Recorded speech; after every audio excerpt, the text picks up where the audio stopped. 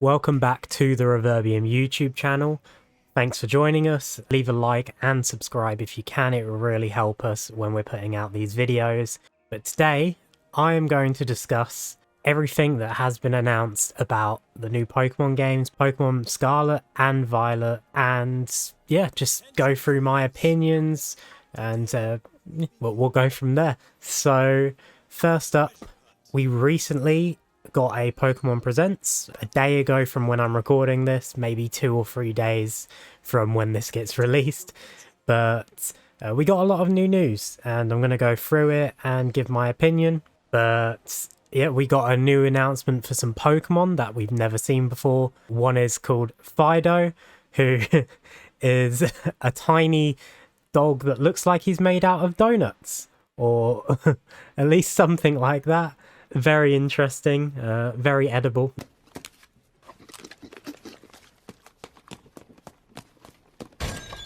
Awesome, I love Pokemon like this. It's a fairy type, I believe. Could be wrong, but I believe it is a fairy type. Not much else to say. He's no Lechonk, but he's definitely cool.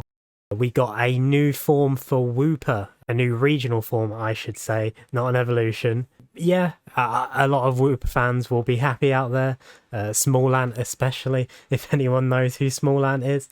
But yeah, a lot of Wooper fans will be happy with this, I think.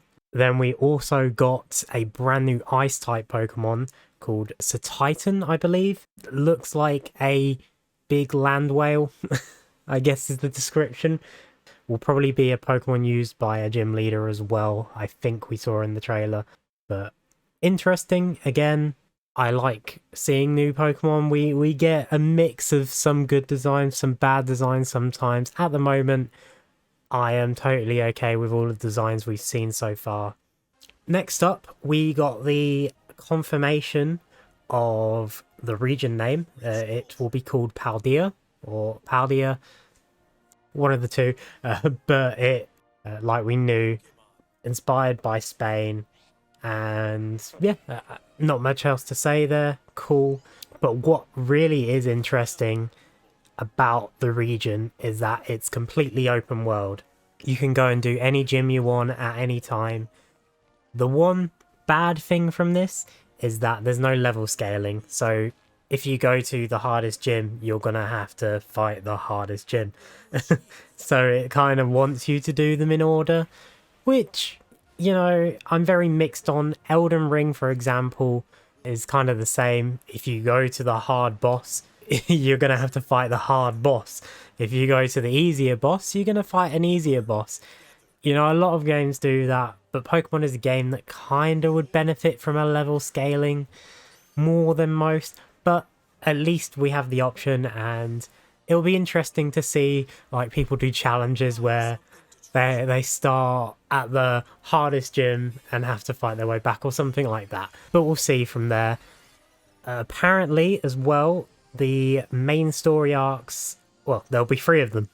3 main story arcs that you'll be able to explore throughout the game, which is something brand new. You know, Pokemon's quite linear, so just having an open world Pokemon game, alright, that's not brand new with the likes of Legends Arceus that came out, or Arceus that came out last year. But having 3 narrative arcs is an interesting thing, and I hope they put effort into them and haven't just shoved in 3 random arcs to just fill space. We'll see where that leads. All 3 of these arcs are apparently contained in a broader treasure hunt arc. You will be a part of an academy that you enroll in. There'll be a head teacher. There's the professors. That will depend on which game, I believe, you buy. But the main arc is that you get set out on a treasure hunt and you get to do the gyms at the same time. There'll be something else. There'll probably be something to do with an evil team, like Pokemon usually does. Yeah, really interesting stuff, and I really hope they capitalize on this openness and on the storylines that they've set. Just a little additional thing about the open world aspect. Apparently there will be more co-op interaction in the game. You'll be able to at least take part in certain activities with 3 other friends. And that's something brand new with the Pokemon series. Of course, you've been able to do raids and stuff together, obviously online battling, but to be able to travel the world with your friends is something I'm really excited to see, and to see how much they capitalize on this fact. Next announcement will go back to the Pokemon side, as in the actual Pokemon, and we'll focus on the legendary Pokemon Koraidon and I think it's Miraidon. Somewhere along that line. Obviously, as we assume with Pokemon, you usually get the legendaries near the end of the game, or in Sword and Shield's case, you get the main legendaries at the end of the game, right after. But this is interesting, this is different. Apparently, you get these legendaries really early on, and they're partner Pokemon. I don't know if you're allowed to use them in battle, but they are partner Pokemon, and the game being an open world, they basically turn into motorbikes. And you can use them, they can fly as well. There was footage of them flying, so they're basically for traversal across the terrain of Paldea. And yeah, I really like this. I really do like this. I don't know why people would complain about this. I think it's pretty cool. They're trying something different. They both look really good. I really like the legendary designs, and I'm optimistic on this aspect. Now, all the new Pokemon games have their gimmicks. You either like them or hate them. Me, I can't say I like them. Some were cool. Megas were really cool, but they completely dumped it. Z moves were pretty bad. I was not a fan. And then we got Gigantamaxing and stuff, which was a lot better. So we're in this gimmick phase of Pokemon, and the gimmick for this one is called Terrestrializing, I believe, and basically involves a Pokemon crystallizing, being in a crystal form, and changing their typing.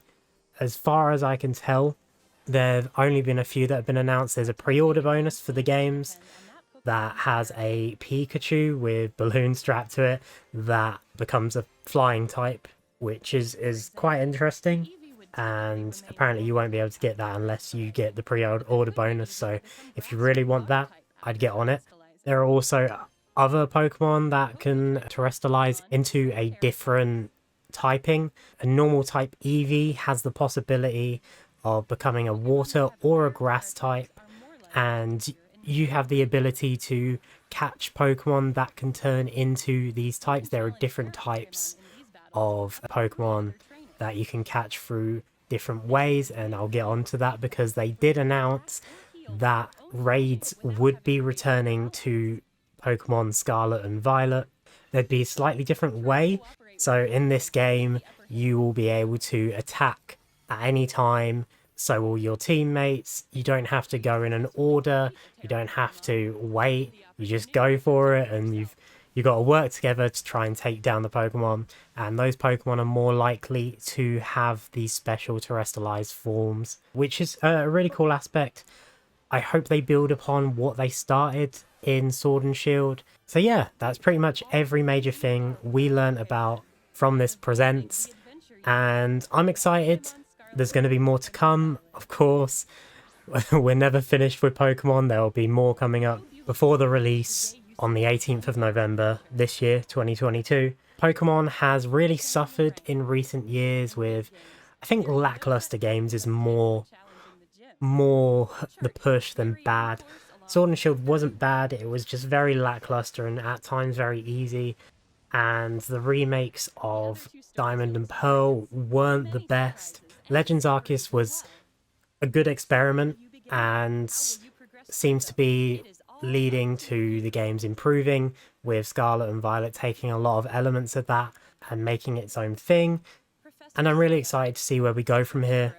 I'd like to know your thoughts down in the comments, and don't forget to leave a like and subscribe if you want to see more discussion videos like this, or leave in the comments anything you'd like to see us talk about or play or anything like that in the future. Thanks and see ya.